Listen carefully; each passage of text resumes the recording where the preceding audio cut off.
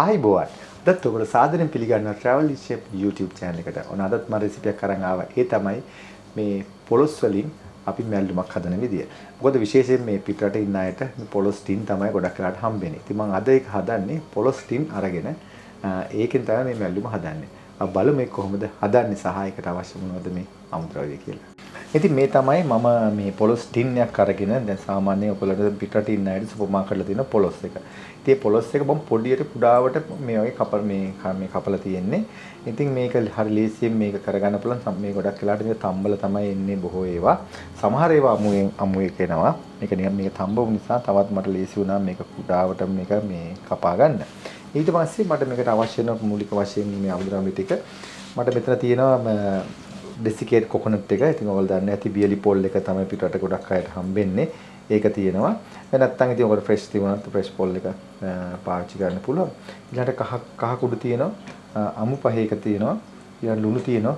ගම්මිරිස් තියෙනවා. ඊට පස්සේ මෙතන මම කුඩාවට කපාගත්ත ලුණු තියෙනවා. ඊළඟට අවමිරිස් තියෙනවා. අබ කුඩු ටිකක් මම පාවිච්චි කරනවා මේකට.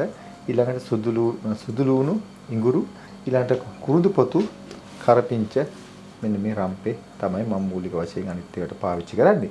ඉතින් අපිට මේක ඉතාම ලේසියෙන් මේක හදා ගන්න පුළුවන්. මම කියලා දෙන්න ඒක කොහොමද හදන්නේ කියලා. මේ සියල්ලම ඔයාලට පුළුවන් මේක එකට මේකට එකතු කරගන්න. ඉතින් අපිට මේ විදිහට මේක ඔක්කොම එකතු කරගත්තාන් පස්සේ මම මේ හරි ලේසියෙන් හදන විදිහ තමයි ඔයාලට මේ කියලා දෙන්නේ. මේ සියල්ල මේකට එකතු කරගත්තා. ඊට පසුව මේ පොල් ටිකත් මේ විදිහට එකතු කරගන්නවා. ඉතින් මෙතන තියෙන අඬු කෝප්ප 3 කාලක් විතර ප්‍රමාණය තමයි මෙතන තියෙන්නේ.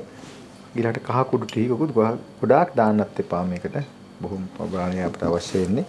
ඊළඟට මෙතන තියෙන අමු පහේත් මම ටේබල් ස්පූන් භාගයක් විතර ප්‍රමාණය දානවා. මේ සැදි භාගයක්. ඊළඟට ලුණු අවශ්‍ය විදිහට මේකට එකතු කරගන්න.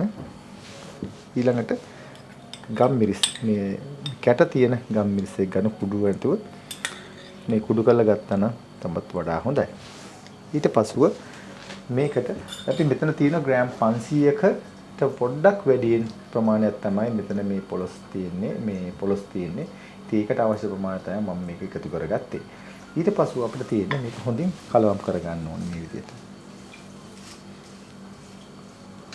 මේක ආකාරයෙන් හොඳින් කලවම් කරගෙන මොකද සමහරලාට ඔයගොල්ලෝ දැකලා ඇති මේ ටින් වල සාමාන්‍ය මොයිස්චර් ගතිය තියෙන වතුර ගතිය තියෙනවා. ඉතින් මේකෙත් ඇත්තම වතුර ගතිය ටිකක් තියෙනවා.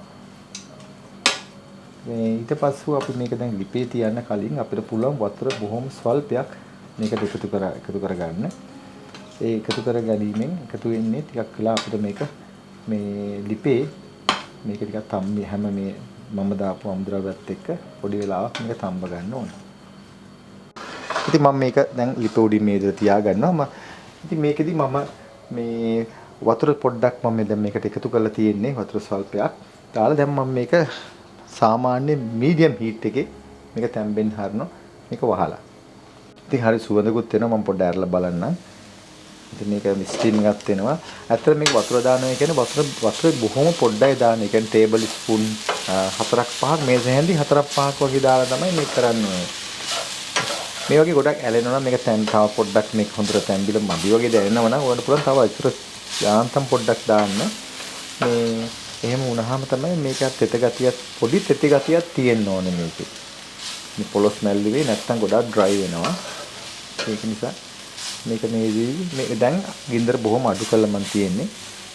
මේ විදිහට මේක තව හොඳින් කලවම් කරගෙන ඊළඟට මේක බලන්න ඔයගොල්ලෝ ලුණු අවශ්‍ය ප්‍රමාණය බලලා මේක නවල් මේ හොඳ පාටලා තියෙනවා.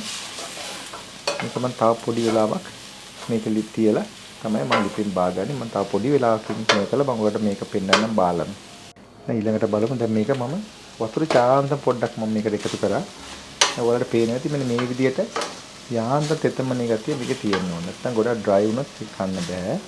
ඉතින් මේ විදිහට තමයි මේක හදාගන්නේ. හරි මේ වගේ මේ ටික ඔක්කොම තැම්බිලා එනකොට හොඳ සුවඳකුත් එන්න ඕන. ඒක නිසා මේක මේ ආකාරයෙන් ඔයගලන්ටත් හදා ගන්න පුළුවන්. දැන් ඔයාලට පේන ඇති මම මේ කියන එක මේ තෙතමනේ තියෙන්න ඕන. නැත්නම් ඩ්‍රයි වෙන්න බෑ. ඒක අවශ්‍යම වතුර ජාන්තම් පොඩ්ඩක් දාලා මේක හොඳින් තැම්බෙන්න ඕන. තැම්බෙන එක මේ තැම්බිලා තියෙන කලින් බාගෙට මේක තැම්බිච්ච එකක් නෙමෙයි මේ ගොඩක් වෙලාට මේ කෑන් වල එන්නේ. ඒ විදිහට. එතකොට අපි දැන් අපි දාපු අපේ කුළු බඩුත් එක මේක හොඳින් කලවම් වෙලා මේක මේ හොඳ සුවඳට මේක රසයට එන්න ඕන. ඒක තමයි අපි මේ දේ කරන්නේ මේ විදිහට. දැන් කහ ගොඩ වැඩි කරගන්න එපා. කහ බොහොම අඩු ප්‍රමාණයක් දාන්න මදි නම් ඔයගොල්ලන්ට දාගන්න පුළුවන්. ඉතින් මේක මෙච්චරයි. මේ හරි ලේසිය වලට හදාගන්න. විශේෂයෙන් මේක මම කරන්නේ මේ පිටරට ඉන්න අය වෙනුවෙන්මයි. ඔන්නගොල්ලෝ බලාගත්ත කොහොමද මේ ටින් පොලොස් වලින් මේ පොලොස් මැල්ලුම හදාගන්නේ කොහොමද කියලා. ඉතින් ඔයගොල්ලෝ මේක හදලා බලන්න. මේක ගොඩක් වැදගත් වෙන්නේ විදේශ රටවල ඉන්න අයට. ඉතින් මම හිතනවා අද වීඩියෝ එකත් ඔයගොල්ලෝ බොහෝ දේ ඉගෙන ගන්න ඇති කියලා. නැවතත් මෙවැනි අලුත් වීඩියෝ හම්බෙනතුරු අදට ගිහින් එන්න. ඔබට සුබ දවසක්. ආයිබෝවන්.